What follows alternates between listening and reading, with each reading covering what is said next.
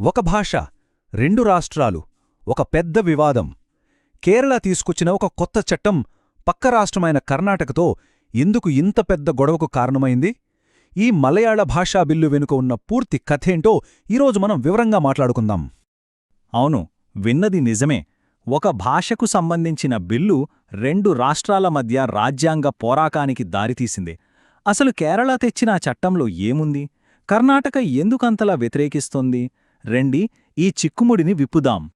ఈ కథ మొదలైంది 2025 అక్టోబర్లో. అప్పుడే కేరళ ప్రభుత్వం చాలా ప్రతిష్టాత్మకంగా మలయాళ భాషా బిల్లును ఆమోదించింది. కాని వాళ్ల సంతోషం ఎంతోసేపు నిలవలేదు. ఎందుకంటే పక్కనే ఉన్న కర్ణాటక నుంచి పెద్ద ఎత్తున అభ్యంతరాలు మొదలయ్యాయి. సరే, మరి ఇంత పెద్ద వివాదానికి కారణమైన ఆ బిల్లులో అసలు ఏముందో కొంచెం వివరంగా చూద్దాం. ఏ విషయాలు కర్ణాటకకు ఇంత కోపం తెప్పిస్తున్నాయో తెలుసుకుందాం. సింపుల్గా చెప్పాలంటే ఈ బిల్లు ముఖ్య ఉద్దేశం ఒక్కటే. ఇప్పటిదాకా కేరళలో ఇంగ్లీష్, మలయాళం రెండూ అధికార భాషలు. కాని ఇకపై కేవలం మలయాళం మాత్రమే అధికార భాషగా ఉండాలి. గవర్నమెంట్ ఆఫీసుల నుంచి కోర్టులు దాకా ప్రతి చోట ప్రతి పని మలయాళంలోనే జరగాలన్నమాట. ఈ మార్పు కేవలం ఫైల్స్కే పరిమితం కాదు. ప్రభుత్వ కార్యాలయాలు, అసెంబ్లీ, చివరికి కోర్టు తీర్పులు కూడా అన్నీ మలయాళంలోకే మారబోతున్నాయి. అంతేకాదండోయ్, టెక్నాలజీలో కూడా మలయాళం వెనకబడకూడదని కొత్త ఓపెన్ సోర్స్ సాఫ్ట్వేర్లను కూడా డెవలప్ చెయ్యాలని నిర్ణయించారు. అయితే ఇవన్నీ ఒకెత్తు అయితే అసలు సమస్య ఇక్కడే మొదలైంది. ఈ బిల్లులోని ఒకే ఒక్క క్లాజ్ రెండు రాష్ట్రాల మధ్య చిచ్చుపెట్టింది. అదేంటంటే 10వ తరగతి వరకు అన్ని ప్రభుత్వ, ఎయిడెడ్ స్కూళ్లలో మలయాళాన్నే ఫస్ట్ లాంగ్వేజ్గా తప్పనిసరి చేయడం. అయితే కేరళ ఇలాంటి ప్రయత్నం చేయడం ఇదే మొదటిసారి కాదండోయ్. ఇంతకుముందు కూడా ఒకసారి ట్రై చేశారు, కానీ అది వర్కౌట్ అవ్వలేదు. చూడండి, 2015లో కూడా కేరళ ఇలాంటి బిల్లునే పాస్ చేసింది. కాని అప్పుడు కొన్ని కేంద్ర చట్టాలతో సమస్యలు రావడం, మైనారిటీల హక్కుల గురించి ఆందోళనలు రావడంతో రాష్ట్రపతి దానిని ఆమోదించలేదు. ఇప్పుడు 2025లో ఆ పాత లోపాలన్నీ సరిచేశామని చెబుతూ కేరళ ప్రభుత్వం ఈ కొత్త బిల్లును మళ్లీ ముందుకు తెచ్చింది. మరి ఈసారైనా వాళ్ళనుకున్నది జరుగుతుందా? సర్రే, ఇప్పటిదాకా కేరళ వైపు వాదన విన్నాం. ఇప్పుడు కాయిన్కి రెండో వైపు చూద్దాం. అసలు కర్ణాటక వాదనేంటి? వాళ్ల ఆందోళనకు కారణాలేంటి? ఇప్పుడు చూద్దాం. కర్ణాటక వాదన చాలా స్ట్రెయిట్ ఫార్వర్డ్గా, బలంగా ఉంది. వాళ్ళేమంటున్నారంటే ఇది రాజ్యాంగ విరుద్ధం, మా కన్నడ మాట్లాడే ప్రజల హక్కులను కాలరాయడమే అని తేల్చి చెప్తున్నారు. ఇది జస్ట్ ఒక అభ్యంతరం కాదు, ఒక రకంగా కేరళ ప్రభుత్వంపై చేసిన చాలా సీరియస్ ఆరోపణ. ఈ మొత్తం గొడవకు సెంటర్ పాయింట్ కాసరగోడ్ జిల్లా. ఇక్కడ కొన్ని తరాలుగా కన్నడ మాట్లాడే ప్రజలు జీవిస్తున్నారు. వాళ్ల సంస్కృతి, భాష అంతా అక్కడే ఉంది. ఇప్పుడు ఈ కొత్త చట్టం వల్ల వాళ్ల పిల్లలు వాళ్ల అమ్మ భాషలో చదువుకునే హక్కును కోల్పోతారేమోనని కర్ణాటక తీవ్రంగా ఆందోళన చెందుతోంది. 192 ఇది కేవలం ఒక నంబర్ కాదు.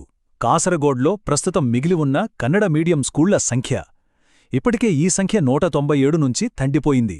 ఇప్పుడు ఈ కొత్త బిల్లు వస్తే ఈ మిగిలిన స్కూళ్లు కూడా పూర్తిగా మూతపడిపోతాయేమోననే కర్ణాటక భయం. మరి ఈ ఆరోపణలకు కేరళ సమాధానమేంటి? మైనారిటీల హక్కుల విషయంలో వాళ్లు ఎలాంటి హామీ ఇస్తున్నారు? ఇప్పుడది చూద్దాం. ఇక్కడ చూడండి, ఒకవైపు మా పిల్లల భవిష్యత్తు ఏమైపోతుందా అని కన్నడ ప్రజల ఆందోళన, మరోవైపు మైనారిటీల హక్కులకు మేం గ్యారంటీ, వాళ్లకేం కాదు అని కేరళ ఇస్తున్న భరోసా. ఈ రెండింటి మధ్యే అసలు సమస్య నడుస్తోంది. ఈ విషయంలో కేరళ ముఖ్యమంత్రి పినరై విజయన్ తమ వాదనను ఇంకా బలపరుస్తున్నారు. ఆయనేమంటున్నారంటే బిల్లులోని క్లాజ్ 7లో మైనారిటీల హక్కులను కాపాడటానికి ఒక ప్రత్యేక నిబంధన ఉంది. దాన్ని నాన్ అబ్స్టాంటే క్లాజ్ అంటారు. అంటే దాని అర్థమేంటంటే ఈ ఒక్క నిబంధన బిల్లులోని మిగతా అన్ని నిబంధనల కన్నా పవర్ఫుల్ అన్నమాట. అందుకే భయపడాల్సిన పనిలేదు అని వాళ్ళు చెప్తున్నారు.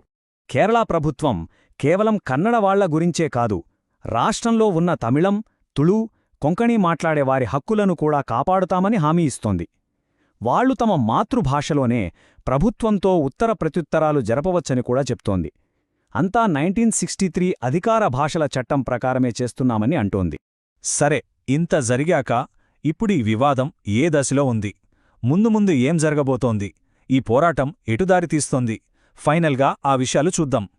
ప్రస్తుతం సిచ్యువేషన్ చాలా టెన్స్గా ఉంది. బిల్లు కేరళ గవర్నర్ టేబుల్ మీదుంది. ఆయన ఆమోదం కోసం వెయిటింగ్. మరోవైపు కర్ణాటక ప్రభుత్వం ఆ బిల్లును తిరస్కరించమని గవర్నర్ను గట్టిగా కోరుతోంది. అంతేకాదు కర్ణాటక సీఎం అయితే ఏకంగా ప్రతి రాజ్యాంగ హక్కును వాడుకుని ఈ బిల్లును వ్యతిరేకిస్తామని హెచ్చరించారు. వాళ్ల స్పెసిఫిక్ డిమాండ్ ఏంటంటే కనీసం కన్నడ మాట్లాడే ప్రాంతాలకైనా మినహాయింపు ఇవ్వండి అని. చివరిగా ఈ మొత్తం వివాదం మనందరి ముందు ఒక పెద్ద ప్రశ్ననుంచుతోంది. ఒక రాష్ట్రం తన భాషను, తన సంస్కృతిని ప్రోత్సహించుకోవడం కరెక్టే, కాని ఆ క్రమంలో ఆ రాష్ట్రంలోనే ఉంటున్న ఇతర భాషలు మాట్లాడేవాళ్ల హక్కులను ఎలా కాపాడాలి? సాంస్కృతిక అభివృద్ధికి, మైనారిటీల హక్కుల పరిరక్షణకు మధ్య ఆ బ్యాలెన్స్ ఎలా సాధించాలి? ఇది కేవలం కేరళ, కర్ణాటక సమస్య మాత్రమే కాదు, మన దేశంలో భిన్నత్వంలో ఏకత్వం గురించి మాట్లాడే ప్రతి ఒక్కరూ ఆలోచించాల్సిన విషయం.